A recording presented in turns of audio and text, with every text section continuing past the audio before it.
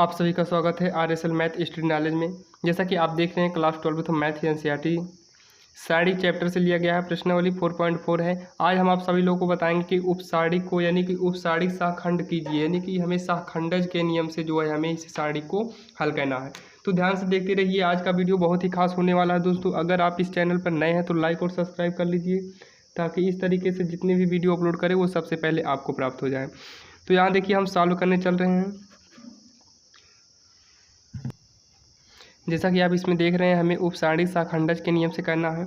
तो यहाँ पर ध्यान देना, तो हम यहाँ पर मान लिए हैं, माना a बराबर माड में 2 - 4 0 और 3 है। तो ध्यान से देखिएगा दोस्तों, ये जो है हमें इसमें का उपसारणी निकालना है। अब यहाँ पर हम देखिए लिखेंगे अब उपसारणी, क्योंकि हमें निकालना उपसारणी है तो अब लिखेंगे हम उपसारणी को इक्वल। यहाँ पर ध्यान देना, अगर हम इसे जो है माना जाए तो इसे a11 कर सकते हैं, a12 कर सकते हैं, a21 कर सकते हैं, a22 कर सकते हैं। क्यों कर सकते हैं? क्योंकि ये जो है इसके जो गुणांक में ये है, ये होता है एक तो पंक्ति गुणे स्तंभ।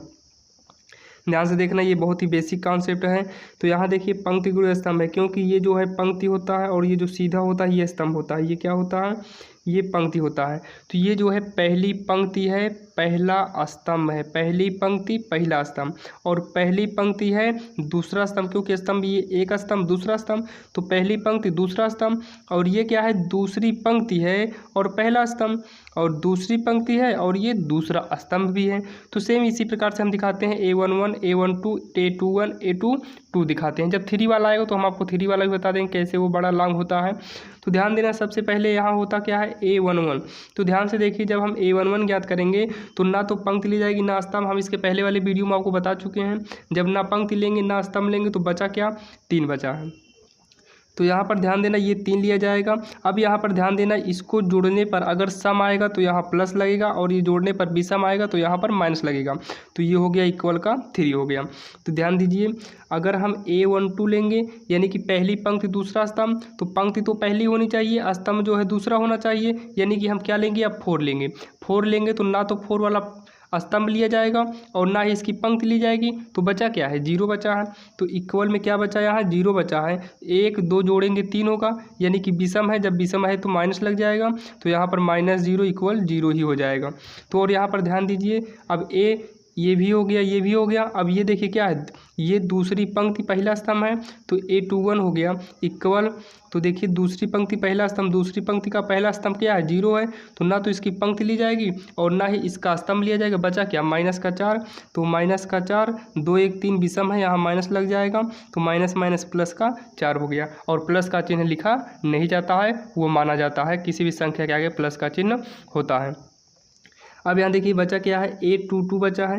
a22 यानी कि दूसरी पंक्ति दूसरा स्तंभ, दूसरी पंक्ति तो यही है, दूसरी पंक्ति हम गायब कर लेते हैं और हम दूसरा स्तंभ लिए हैं, दूसरा स्तंभ गायब करते हैं। बचा क्या है? आपके सामने दिखाई दे रहा होगा 2 बचा है, तो यहाँ पर हो गया 2 2 2 4, ये प्लस में होगा तो बराबर का 2। ये हमें कहा था उपसारणी की ज्ञात कीजिए, तो हमने ज्ञात किया उपसारणी। बस यहीं पर जो है आपका ये सॉल्व हो गया, यानी कि ये आंसर यहीं पर समाप्त हो जाएगा। अगर आपको समझ में ना आया तो फिर से ध्यान से देखते रहिए, दूसरी नंबर भी बताने चल रहे हैं। यहाँ पर हम सबसे पहले इसी के तरीके से मान लेंगे, माना a बराबर का, इसको a c और b d। आपको इतना तो समझ में आ ही गया होगा। अब यहाँ पर देखिए हमें करना क्या है? उपसारणी निकालना है। तो यहाँ पर लिखेंगे अब उपसारणिक यहाँ देखिए उपसारणी का मतलब है a11, जैसे यहाँ बताएं a12 a21 a22। तो यहाँ पर 111 यानी कि पहली पंक्ति और पहला स्तंभ का जब सारणी निकालेंगे उपसारणी, तो पहली पंक्ति का और पहला स्तंभ हमने मूंद लिया, बचा क्या? d बचा हुआ है। तो यहाँ पर इक्वल में d आ गया, 1 1 धनात्मक है तो यहाँ पर धनात्मक करेंगे तो बराबर का d हो गया। अब यहाँ देखिए पहली पंक्ति का दूसरा स्तंभ, पहला पंक्ति पहला स्तंभ हुआ, पहली पंक्ति का दूसरा स्तंभ, तो हमने c ले लिया।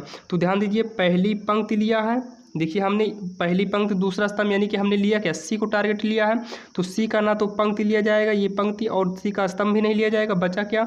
बी बचा है। और ध्यान दीजिए 1 में 2 जोड़ेंगे तो 3 होगा, माइनस में हो जाएगा क्योंकि विषम है, तो बराबर का -b हो गया। अब यहाँ देखिए a21 लेंगे, क्योंकि सी वाला 21 तो ना ये लिया जाएगा और ना इसकी ये हो, तो बचा क्या? सी बचा है। 2 1 जोड़ेंगे तो माइनस का सी हो गया, तो यहाँ पर क्या होगा -c, और A22 लेंगे यानी कि D को लेंगे तो ना पंक्ति ना स्तंभ लिया जाएगा, बचा A, ये धनात्मक में A है तो 2 2 4 ये धनात्मक हो गया, A बराबर क्या आया A, यही जो है इसका आंसर हो गया है। अब देखिए सवाल नंबर अगली क्या है दोस्तों। मैं आशा करता हूं दोस्तों आपको ये बहुत ही अच्छे तरीके से समझ में आ गया होगा, क्योंकि हमें जो लेना है A11 लेना है, यानी कि पहली पंक्ति पहला स्तंभ A वाला, तो ना पंक्ति ना स्तंभ ली जाएगा, जो बचेगा वही हम लिख लेंगे। उसी प्रकार से हमने सामने लिख लिया है 1 1 2 हुआ, ये धनात्मक धनात्मक कह रहे सम है, सम के लिए धनात्मक होगा, विषम के लिए ऋणात्मक होगा, विषम के लिए ऋणात्मक, सम के लिए धनात्मक। बाकी हमने ये किया, यही हमारा जो है आंसर है, यही हमारा आंसर हो गया। अब देखते हैं अगला नंबर क्या है।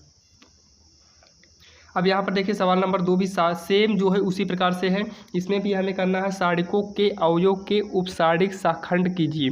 तो यहाँ पर ध्यान से देखना है आपको कि यहाँ पर भी हमें वही करना है। तो इसका जो सारणिक का रूप बनेगा A11 बनेगा, A12 बनेगा, A13 बनेगा, A21 बनेगा, A22 बनेगा, A23 बनेगा, A31 बनेगा क्योंकि तीसरी पंक्ति पहला स्तंभ, A32 बनेगा तीसरी पंक्ति दूसरा स्तंभ है, A33 बने क्योंकि पंक्ति तो तीसरी ही है लेकिन स्तंभ ये भी तीसरा था, तो इसका इस रूप में बनेगा।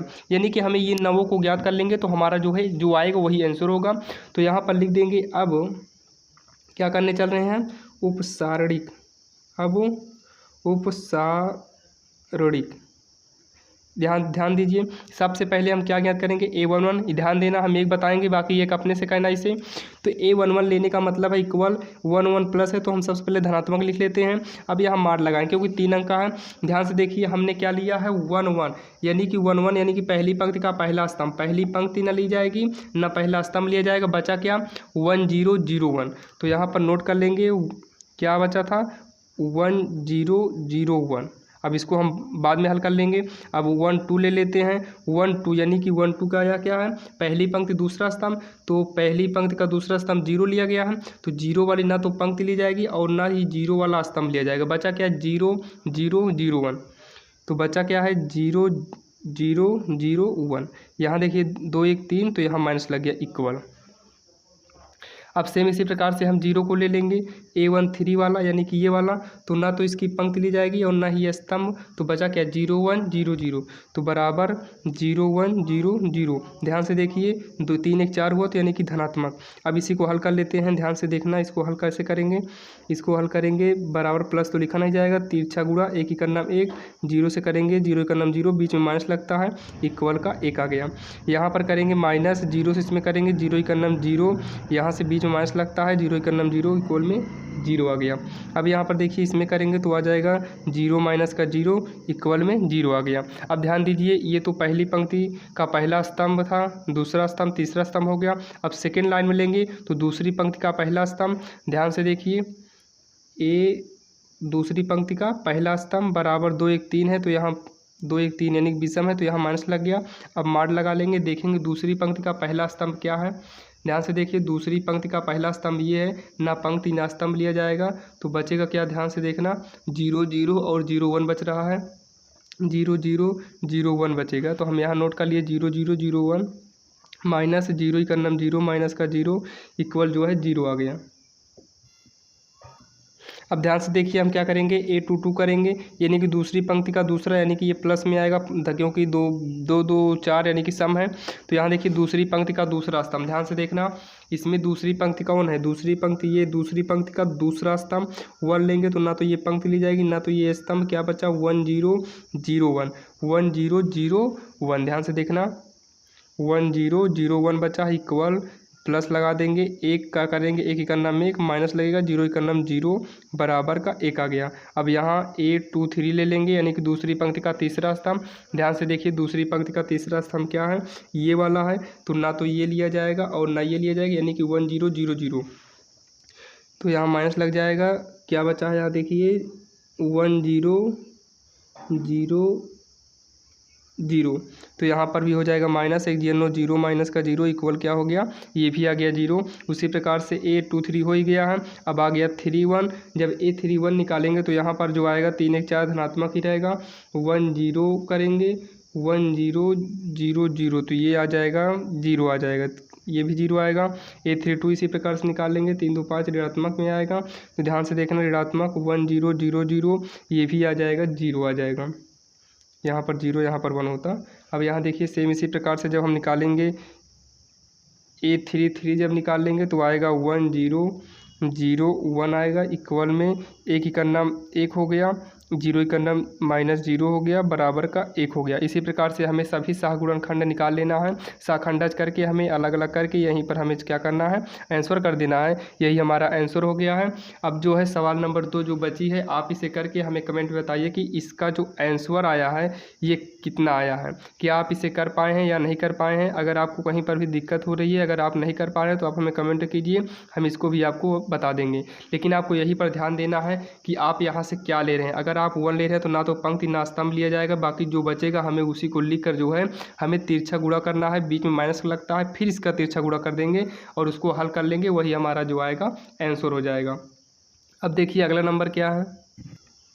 अब यहाँ पर ध्यान से देखिए सवाल नंबर 3 में क्या कह रहा है, दूसरी पंक्ति के अवयव के सहखंडों का प्रयोग करके डेल्टा इतने का मान हमें ज्ञात करना है। अब यहाँ पर ध्यान से देखिए, अब यहाँ पर ध्यान से देखने की बात है कि हमें कह क्या रहा है, कह रहा है दूसरी पंक्ति के अवयव के सहखंडों का प्रयोग करना है। यहाँ पर देखिए हमें केवल दूसरी पंक्ति के अवयव के सहखंडज करना है। तो यहाँ पर देखिए अब लिखेंगे अब सहखंड, ध्यान से देखना, अब सहखंड केवल दूसरी पंक्ति का लेना है, केवल दूसरी पंक्ति, यानी कि हमें दूसरी पंक्ति यानी कि 2 लेना है, यानी कि ये दूसरी पंक्ति ए, दूसरी पंक्ति का पहला स्तंभ, दूसरी पंक्ति सब लेना है तो 2 लेंगे पहले, तो ये दूसरी पंक्ति का पहला स्तंभ, दूसरी पंक्ति का पहला स्तंभ इक्वल, ध्यान से देखना 2 1 3 ये ऋणात्मक ही होगा। ध्यान से देखिए दूसरी पंक्ति है, दूसरी पंक्ति का पहला स्तंभ, तो ना तो स्तंभ लिया जाएगा इसका, और ध्यान से देखिए ना तो इसका स्तंभ लिया जाएगा और ना इसकी पंक्ति ली जाएगी। बचा क्या है 3 8 2 3, तो यहाँ पर नोट कर लेंगे 3 8 2 3। अब देखिए दूसरे वाले में क्या है, 0 वाला लेंगे क्योंकि यही सामने लेना है तीनों, तो यहाँ देखिए क्या लेंगे 2 2 लेंगे। तो ध्यान से देखना ये वाला लेंगे तो ना तो इसकी पंक्ति, ये तो पंक्ति गायब हो जाएगी क्योंकि 0 की पंक्ति में जो भी है नहीं लिया जाएगा, और इसके सामने का स्तंभ जो है गायब करेंगे तो किनारे 5 8 1 3 बचेगा, तो बराबर 5 8 1 3 बचा। 2 2 4 होता है, धनात्मक है, धनात्मक यहाँ हमने कर दिया। अब उसके बाद हम क्या लेंगे 1 वाला लेंगे, तो 1 क्या है A23 है, इक्वल 3 2 5, यहाँ पर ऋणात्मक हो गया। तो ये वाला जब लेंगे तो ना तो ये पंक्ति ली जाएगी और ना ही ये वाला स्तंभ, तो बचा क्या 5 3 1 2, 5 3 1 2। अब यहाँ पर ध्यान दीजिए माइनस लगा है, 3 3 जा 9 यानी कि 3 3 का 9, 2 8 16, तो घटाएंगे माइनस आगे लगा है, ये घटाएंगे तो माइनस का 7 आएगा, माइनस माइनस प्लस यानी कि कुल आ गया 7। अब यहाँ देखिए पंक्तियाँ 15, बीच में माइनस, 8 ही करना 8, तो 8 7 15 यानी कि 7 यहाँ पर भी बचा। अब यहाँ पर ये वाला देखिए A23 कह रहा है, इक्वल में माइनस 5 दूनी 10, 3 करना 3, तो माइनस ये घटाएंगे 7 यानी कि आ गया केवल 7, ये हो गया। अब यहाँ देखिए हमें कह क्या रहा है, ध्यान से आप लोग देखिए कि हमें कह रहा है दूसरी पंक्ति के अवयव के सहखंडों का प्रयोग करके इतने का हमें मान ज्ञात करना है। तो इतने का हमें क्या करना है, मान ज्ञात करना है। जब इतने का मान कहे तो अब यहाँ देखिए लिखेंगे अतः, क्या लिख देंगे, अतः डेल्टा इक्वल यानी कि साड़िक इक्वल A21 और बड़ा वाला A21 कर देंगे, ऐड में यानी कि प्लस में 2 2 A22 प्लस A23 में A23 कर देंगे। अब यहाँ पर देखिए दूसरी पंक्ति के लिए कहा गया था, ऊपर देखिए कहा गया दूसरी पंक्ति के लिए। जब दूसरी पंक्ति के लिए कहा गया था, ध्यान से देना, पहला स्थान पे हमने क्या लिया था, ये देखिए पहले स्थान पे हमने 2 लिया था, तो ध्यान से देखना 2 गुणे A22 यानी कि यही A22 जो हमने A22 ज्ञात किया है कितना आया है 7 आया है, प्लस A22 वाला दूसरे स्थान पे क्या था, ये देखिए 0 है, तो 0 गुणे A22 हमने अभी जो ज्ञात किया कितना आया है 7 आया है, प्लस A23 वाला जो है ये देखिए ये कितना था, देखिए ऊपर पहले 3 था और ज्ञात करने पे कितना आया है, ज्ञात करने पे ध्यान दीजिए माइनस का 7 आया है, तो इंटू में माइनस का 7। अब यहाँ देखिए 7 दूनी 14, 7 0 0, प्लस माइनस यहाँ गुणा हो जाए तो प्लस माइनस माइनस 7। अब 14 0 14 माइनस 7, 14 में 7 घटा देंगे 7, तो इसका आंसर यानी कि मान कितना आ गया 7 आ गया है, यही इसका आंसर हो जाएगा। अब यहाँ पर ध्यान से देखिएगा, सवाल नंबर 4 में क्या कह रहा है। सवाल नंबर 4 में कह रहा है तीसरे स्तंभ के अवयवों के शाखंडों का प्रयोग करके तीसरे स्तंभ, सबसे पहले हमें तीसरा स्तंभ लेना है। तीसरा स्तंभ कहाँ पर है, ये है तीसरा स्तंभ। तीसरे स्तंभ के लिए जो है हमें ज्ञात करना है पहली पंक्ति का तीसरा स्तंभ है, तो यहाँ पर पहली पंक्ति का तीसरा, आप ये ए जो है आप दिक्कत मत लीजिए, आप इसे छोटा और बड़ा चाहे जिसमें लिख दीजिए, कोई भी फर्क नहीं पड़ेगा।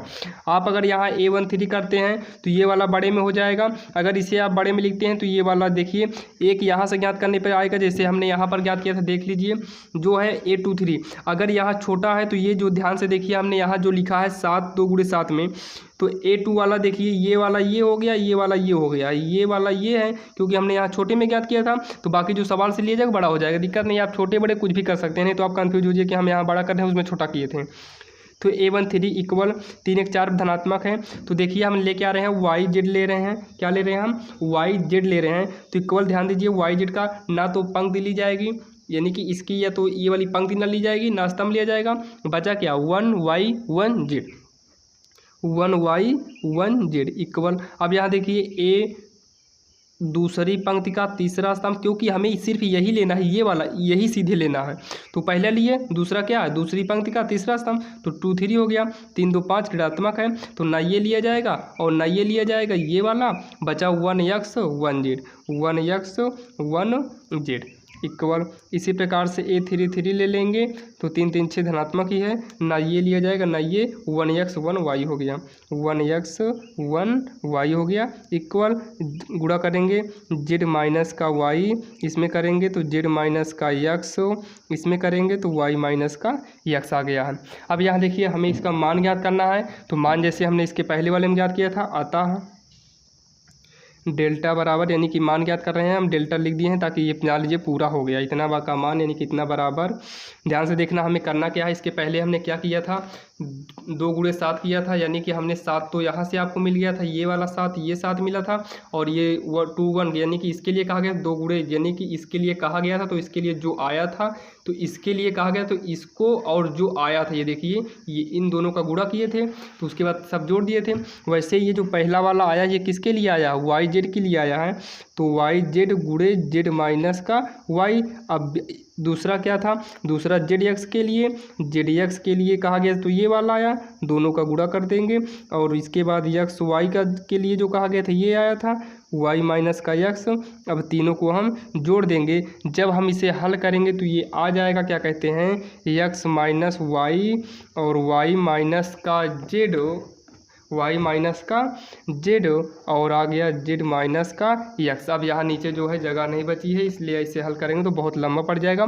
आप लोग आसानी से इसे हल कर सकते हैं क्योंकि आप लोग तो क्लास 12th में आ गए हैं, इसको तो आपके लिए हल करना बहुत आसान होगा। आप बस आंसर लिख दिए हैं, आपको हमने बता दिया है कैसे करना है, बाकी आप इसे हल करके कर लीजिए, यही आंसर आ जाएगा, आपका यही आंसर हो जाएगा।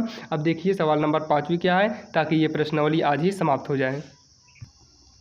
अब यहाँ पर ध्यान दीजिए दोस्तों, ये सवाल बहुत ही इंपॉर्टेंट है, इसे जो है पहले नंबर पे देना चाहिए, लेकिन ये जो है ये 5वें नंबर पे दे दिया है क्योंकि ये बहुत ही इंपॉर्टेंट सवाल है, मोस्ट इंपॉर्टेंट सवाल है। जैसे कि आपके सामने है, इसमें कह रहा है यदि A11 A12 A13 A21 22 23 31 32 33 है, तो इसे हमें क्या करना है, AIJ का शाखंड AIJ हो तो डेल्टा का किस रूप में मान निकालते हैं। अभी इसके पहले हमने क्या देखा, इसका जो आएगा ध्यान से देखना, आपको मालूम होगा जब इसको हम हल करेंगे तो इसका बड़ा A11 आ जाएगा, 12 आ जाएगा, A13 आ जाएगा। ये छोटे वाले को जब हल करने के बाद जब प्राप्त करते थे अभी तक A11 के लिए यहाँ पर माड में जो ना पंक्ति ना स्तंभ लेकर करते थे, तो इस तरीके से जो मान आता था, अगर यहाँ से छोटा है तो यहाँ वाला बड़ा हो जाएगा, यहाँ बड़ा है तो यहाँ छोटा होता है, और लास्ट में हमने क्या किया था, इन दोनों को गुणा करके सब में जोड़ा था। आप इसके पहले वाले सवाल देखिए, सेम इसी प्रकार से किया गया है।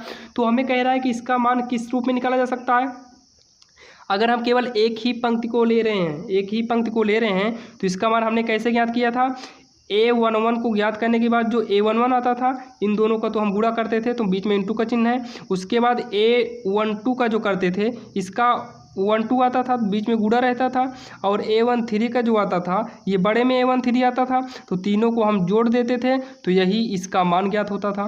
तो ये कह रहा है कि मान किस रूप में किया जाता था, तो हम कह सकते हैं इसका मान जो है इस रूप में किया जाता है। ये प्रथम स्तंभ के लिए है, आपको सेकंड करना है तो आप सेकंड वाला कर लीजिए, थर्ड करना है तो आप थर्ड वाला कर लीजिए। आपको टोटल करना है, कुल का कहना है तो आप इस सब कुल को यहाँ पर गुणा करके सब जोड़ देना, तो वही आपका हो जाएगा आंसर हो जाएगा। यही इसका आंसर है। अब यहाँ पर हम लिख देंगे प्रथम स्तंभ के अवयव के लिए तथा उनके संगत सहखंडों का गुणनफल का योग इतना बराबर इतना प्लस इतना प्लस इतना, यही हो गया हमारा आंसर हो गया है। ये वीडियो दोस्तों एक ही वीडियो में हमने आपको प्रश्नावली 4.4 यानी कि उपसारिक यानी कि सहखंड जो है आपको हमने बता दिया है। मैं आशा करता हूं दोस्तों आपको ये वीडियो बहुत ही अच्छा लगा होगा। तो आप इस वीडियो को जो है अच्छे से देखिए और अपने दोस्तों के साथ शेयर कीजिए ताकि आपके दोस्त भी इसे अच्छे से पढ़कर समझ सकें।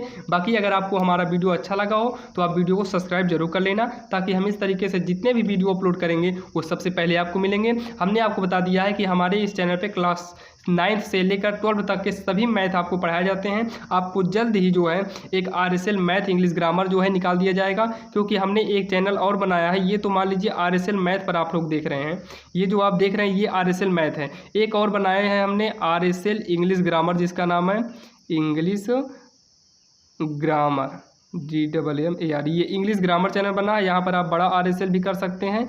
ये जो चैनल है यहाँ पर आपको बेसिक से बेसिक लेकर अंग्रेजी पढ़ाई जाती है। अगर आपको इंग्लिश में आपको इंग्लिश बोलने में या इंग्लिश का ट्रांसलेट करने में अगर कहीं भी कन्फ्यूजन या दिक्कतें हो रही हैं तो आप RSL इंग्लिश ग्रामर पर जाइए। वहाँ पर आपको बेसिक से लेकर आप किसी भी क्लास में हो या आप किसी ग्रेजुएशन में हैं या आप नौकरी की तैयारी कर रहे हैं, इससे कोई मतलब नहीं है। आपको अगर इंग्लिश सीखना है तो आप इस चैनल पर जाइए, वहाँ पर आपको सभी प्रकार का बेसिक अंग्रेजी पढ़ाया जाता है। मैंने हाल ही में ये वाला चैनल शुरू किया है, अभी ज़्यादा दिन नहीं हुआ, 1-2 वीडियो भी इस वक्त डाले हैं। बाकी आपको उस पर जाइए, मिल जाएगा। जब तक ये वीडियो आपके पास तक पहुंचेगा तब तक वो वाला वीडियो उस पर तैयार रहेगा। तो दोस्तों आज का वीडियो यहीं तक था। अब मिलते हैं आपको अगले वीडियो में।